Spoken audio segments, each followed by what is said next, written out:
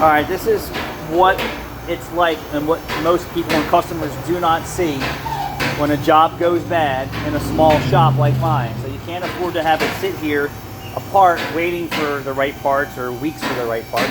And some guys that have the bigger shops have that luxury. The smaller shops don't. And here's what we got going on. Thousands and thousands of dollars worth of tools all out to do the job, right? Parts everywhere. Oh, that's the most important part right there. Tools everywhere, bolts everywhere, hardware everywhere. Then you run into a problem with the customer or the parts or whatever the case may be. Now you have to button the job up somewhat to back it out or push it out. All this costs time and money. This now will slow me down when I have to go and put this car back together, because now I'm digging through a box of bolts or bags of bolts.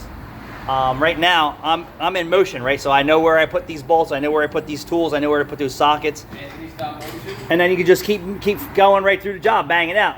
Now, you're gonna stop what you're doing, button it up, get it off the lift, put all this crap somewhere in the car or in the shop, and then a week later or days later, you're gonna bring it back in, and then you're gonna take, yet again, the motor mount bracket out, the motor out, the motor mount out, and then you're going to start to go at the job and hope that you don't have a problem with the parts that you just got. So this is the crappy side of what we do here.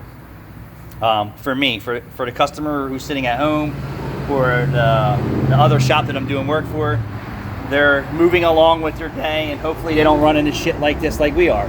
But typically, if it's a tough job or a hard job, they don't even bother around here. They say, oh, let me just send it down the street. Send it to Miami Cinnamons. Yeah, and I'm sure there's some shops out here that are doing it. Don't get me wrong, but Yeah, but most of their shops we know.